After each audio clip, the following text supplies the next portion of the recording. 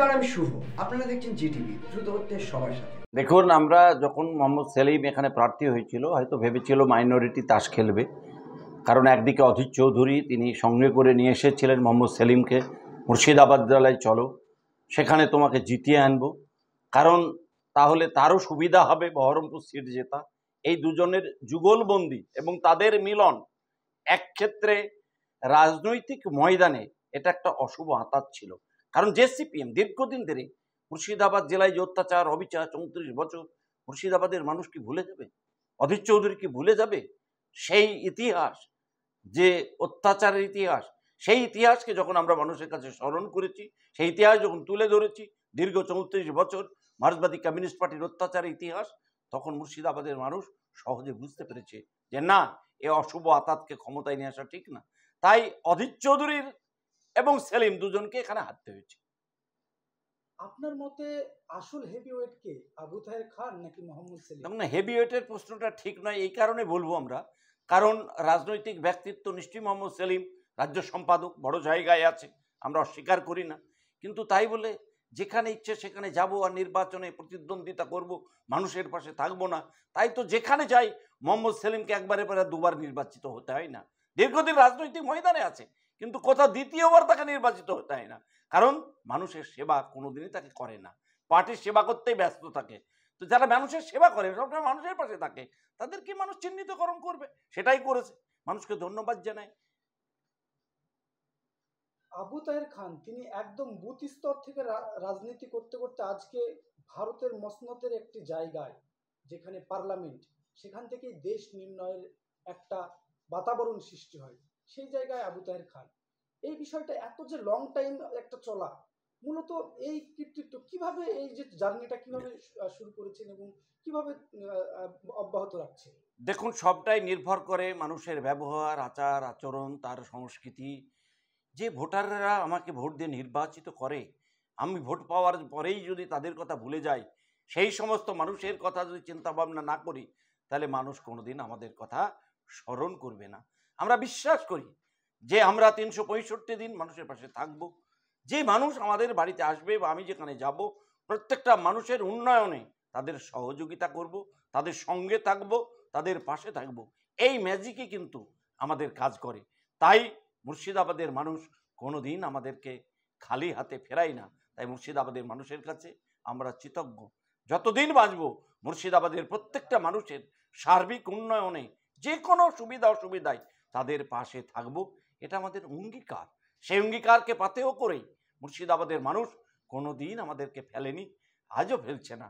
এটাই আমাদের ম্যাজিক, এটাই আমাদের কাজ।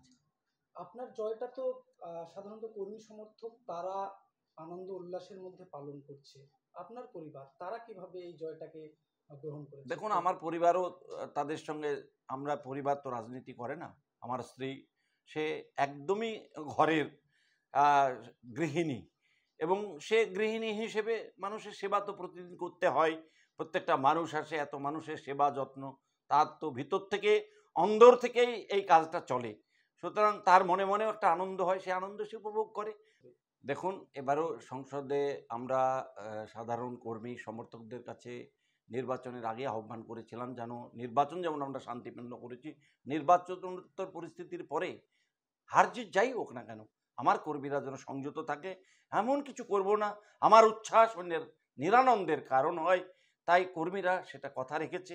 আমরা সেই কর্মীদেরকে এটাই বার্তা দেব যে আগামী দিনে চলো একসাথে চলি, মুর্শিদাবাদের উন্নয়ন করি। কারণ মুর্শিদাবাদের মানুষ দুহাত তুলে আমাদেরকে ভোট দিয়েছে, তা প্রত্যেকটা মানুষের পাশে থেকে থেকে তাদের উন্নয়নকে আরও যেন আমরা ত্বরান্বিত করতে পারি, সেই আহ্বান সর্বস্তরের কর্মীদের কাছে আমরা রাখছি। আগামী দিনে কোন উন্নয়ন থেকে শুরু করবেন কাজ, এবং সংসদে কোন পিছিয়ে পড়া মুর্শিদাবাদ এরকম অনেকেই বলে, তো সেক্ষেত্রে মুর্শিদাবাদ লোকসভা কেন্দ্রের যে ব্যবস্থা আছে সেই জায়গা থেকে কি বিষয় নিয়ে প্রথম সংসদে কথা তুলবে? দেখুন, প্রথম আমার সংসদের বিষয়ে যেটা আলোচনার বিষয় থাকবে, বর্ডার এলাকার উন্নয়ন থাকবে, রেল লাইনের ব্যাপারটা অবশ্যই থাকবে।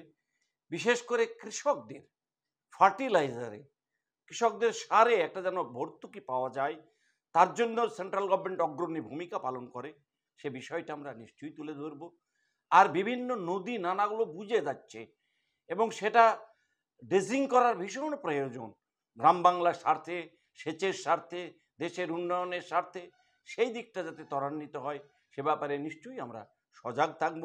আর একটা ইউনিভার্সিটি, আমাদের আলিগড় ইউনিভার্সিটির মতো একটা ইউনিভার্সিটি চালু হয়েছে, কিন্তু তার পরিকাঠামোগত এখন উন্নয়ন হয়নি। দিল্লির সরকার সেদিকে তাকাচ্ছে না, তাই দিল্লির সরকার সেদিকে যাতে দৃষ্টি দেয় তার জন্য প্রয়োজনীয় ব্যবস্থা করব। আর মাইনরিটি ফান্ড, আমাদের জেলা ভারতবর্ষে সব থেকে বেশি মাইনরিটি বাস করে এই মুর্শিদাবাদ জেলায়। আজকে সেই মাইনরিটি ফান্ড স্কলারশিপ বন্ধ মাইনরিটি ছেলেদের পড়াশোনার জন্য। মাইনরিটি ফান্ডের বেরিয়াল গ্রাউন্ড, কবরস্থান ঘেরার টাকা বন্ধ, ঈদগাহ ঘেরার টাকা বন্ধ, মাইনরিটিদের উন্নয়নের টাকা বন্ধ। সেই উন্নয়নের টাকা, পিছিয়ে পড়া মানুষের জন্য যে উন্নয়ন, মুর্শিদাবাদ জেলার জন্য যে উন্নয়ন, সেই ফান্ডের টাকা যাতে আবার আসে, তাই সেই ফান্ডের টাকায় রাস্তাঘাট হয়, পানীয় জলের ব্যবস্থা হয়, তার জন্য আমরা দিল্লিতে সরব হব। 100 দিনের কাজের টাকা নিয়ে সরব হব। আমাদের মাথার উপরে ছাদ নাই, গরিব মানুষ, অবহেলিত মানুষ, তাদের ছাদ হয়, তার জন্য আমরা দিল্লিতে সরব হব। বিশুদ্ধ পানীয় জল যাতে পাই তার জন্য দিল্লিতে সরব হব। এগুলো আমাদের আগামী দিনের লক্ষ্য আছে। আমার শেষ প্রশ্ন, গত লোকসভা নির্বাচনে প্রথম সাংসদ নির্বাচিত হয়ে গিয়েছিলেন এবং সংসদে এমন কিছু করেছিলেন গোটা দেশ না গোটা পৃথিবীতে ভাইরাল হয়ে গিয়েছিলেন। এমন কিছু করেছিলেন বিজেপির বিরুদ্ধে একটা স্লোগান দিয়ে। এরকম কোনো কিছু থাকতে পারে এবার?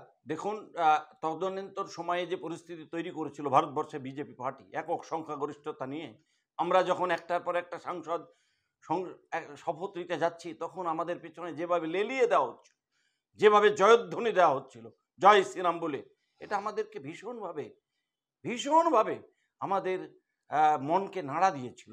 যেভাবে ভারতবর্ষের সংসদে দাঁড়িয়ে এইভাবে আমাদেরকে তিরস্কার করছে, এইভাবে আমাদেরকে ভৎসনা করছে, তাই তার প্রতিবাদের জন্য তদানীন্তন সময়ের স্থান কাল বিষয়কে সামনে রেখেই তখন প্রতিবাদের ভাষা সেটাই ছিল। আবারও যদি সেই রকম করে, নিশ্চয়ই আল্লাহ পাকের ওয়াস্তে আবার সেই রকম আচরণ আমাদের হবে। আপনারা এতক্ষণ দেখছিলেন জিটিভি, দ্রুত হচ্ছে সবার সাথে। জিটিভির আরও নতুন নতুন খবরে আপডেট পেতে এক্ষুনি লগ ইন করুন www.gtblivenews.com।